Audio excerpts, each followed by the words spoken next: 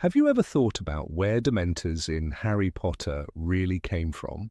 What if these terrifying creatures were more than just mindless servants of darkness? In today's video, you'll discover the chilling origins of Dementors, their terrifying power, and their true allegiances. Dementors are among the most nightmarish beings in the wizarding world. Even Death Eaters and Voldemort himself don't inspire the same primal fear as these floating spectres. They drain all happiness from the air, leaving only despair. Strangely enough, they weren't always on the side of darkness. In fact, for most of their history, they served the Ministry of Magic. But how could creatures this sinister ever be trusted by the forces of good? And why did wizards allow them to exist at all? Their origins are shrouded in mystery. The first known reference to Dementors dates back centuries, linked to the dark wizard Residian. He lived in a secluded castle near a wizarding village and used Dementors as his personal guards. But when the village refused his request to marry one of their own, he unleashed these monstrous creatures upon them. It was only through the Patronus charm that the villagers managed to drive them away. Centuries later, in the 15th century, Dementors appeared again, this time tied to the infamous island fortress of Azkaban. No one knows who built it, but by that time it was home to another dark wizard, Ekrizdis. He lured lost sailors to his island and tortured them for his own twisted amusement. Dementors thrived there, feeding on the victims' endless suffering. When Ekrizdis finally died, the ministry discovered the fortress overrun with Dementors, stronger than ever.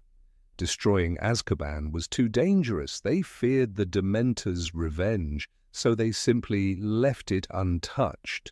How exactly Dementors reproduce remains a mystery. J.K. Rowling herself has offered conflicting explanations. In Harry Potter and the Half-Blood Prince, she mentioned that Dementors multiply in misty weather. However, in an interview, she stated that they don't reproduce at all, but rather grow like fungi in places full of decay and despair. In the 17th century, Minister of Magic Damocles Rule saw an opportunity. Instead of fighting Dementors, he turned them into prison guards. Azkaban became the most feared wizarding prison, guarded by creatures that thrived on human suffering. Over the years, Dementors weren't just used for Azkaban. They were deployed to protect key locations, escort criminals, and even hunt down fugitives. The ministry saw them as useful tools, rewarding them with the one thing they craved: human emotions. For decades, Dementors remained loyal to the ministry, but when Voldemort returned, everything changed. He promised them something the ministry never could: absolute freedom, no more restrictions, no more control. They could feast on human souls without limit. And so Dementors revolted, abandoned Azkaban, and swore allegiance to the Dark Lord. This betrayal allowed the escape of countless Death Eaters, and once Voldemort's influence reached the ministry, Dementors grew more ruthless, administering the dreaded Dementor's kiss far more often. Only after Voldemort's final defeat were Dementors permanently banished from Azkaban. The ministry replaced them with auras, ensuring that these soulless creatures would never hold power again. Dementors are nearly unstoppable. They consume every positive emotion, forcing their victims to relive their worst memories. Just being near them plunges people into darkness. When Dementors infest an area, despair follows. Their most feared attack, the Dementor's kiss, strips a person of their very soul, leaving behind only a lifeless shell. And the most terrifying truth, there is no known way to destroy them. Wizards can repel them with a Patronus, but complete eradication seems impossible. These creatures remain one of the greatest horrors of the Harry Potter universe, terrifying, relentless, and perhaps truly immortal. Have you ever wondered what happens to someone after receiving the Dementor's kiss? What if their body continues to exist, but their mind and soul are gone forever, leaving nothing but an empty husk? In today's video, you'll discover the horrifying truth behind the Dementor's most feared attack, the devastating aftermath, and the eerie fate of those who fall victim to it. The Dementor's kiss is more than just a punishment. It's a fate worse than death. A Dementor doesn't simply kill its victim, it takes something far more valuable. The soul is sucked out, consumed, leaving behind a lifeless body that still breathes but no longer thinks, feels, or remembers. Wizards fear death, but they fear the Dementor's kiss more. There is no known way to reverse it. No magic can restore what has been taken. A person subjected to this attack is gone forever. The first recorded case of a Dementor's kiss dates back to the time of Echrisdis. He was known for experimenting on his victims, testing the limits of Dementors and their powers. Legends say he once forced a Dementor to kiss a captured wizard, just to see what would happen. The results were horrifying. The man remained alive but unresponsive. His body functioned, but his mind was gone. His heartbeat slowed, his breath became shallow. He did not react to pain, light, or sound. He was, for all intents and purposes, dead, but his body refused to stop. Echrisdis left him locked in a cell for years. When the ministry discovered Azkaban after his death, they found the victim's body still sitting in the same position, his eyes staring into nothingness. Over the centuries, Dementors continued to use this terrifying ability, though rarely without direct orders. The ministry, desperate to control them, allowed the kiss only in extreme cases. The worst criminals, those deemed too dangerous to be kept alive, were sentenced to it. The public accepted this as a necessary evil, but whispers spread in the wizarding underground. Some claimed Dementors didn't need permission. If they were starved long enough, they would take what they wanted, regardless of orders. This fear became reality during Voldemort's reign. With no restrictions, Dementors freely administered the kiss, feasting on the souls of anyone who crossed their path. Entire villages fell into lifeless silence. Wizards and muggles alike vanished without a trace, leaving only cold, empty shells behind. In the aftermath of the war, many victims were found wandering aimlessly, unaware of who they were or what had happened to them. Some simply collapsed and never moved again.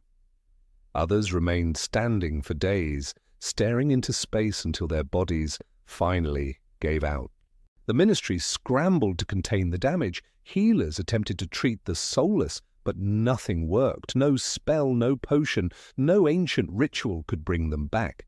Even powerful artifacts like the Philosopher's Stone or the Resurrection Stone proved useless. Without a soul, there was nothing to revive.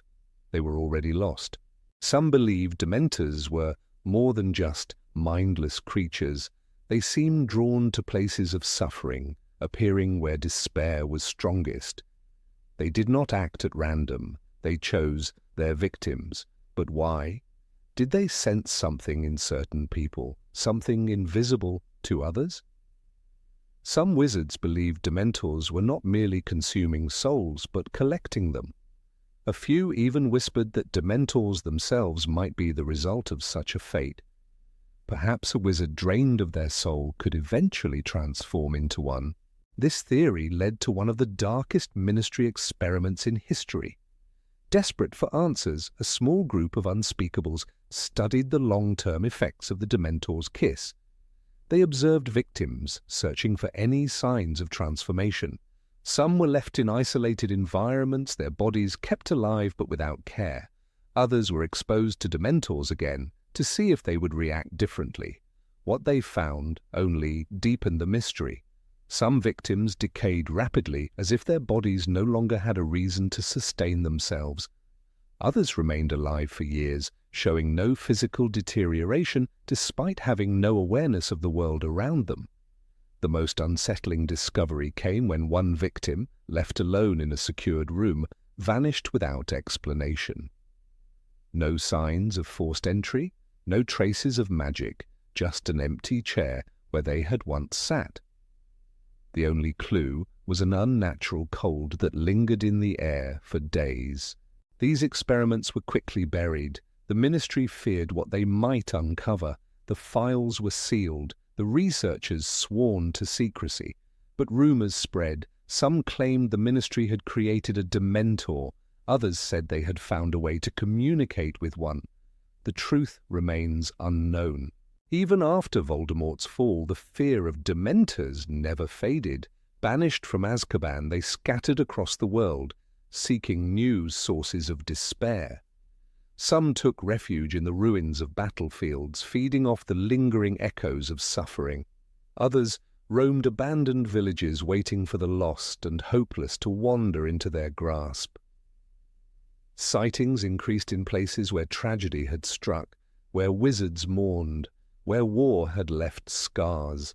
The Patronus charm remains the only known defense against them. But not everyone can conjure one. The spell requires intense focus on a happy memory, something pure and powerful enough to repel the darkness.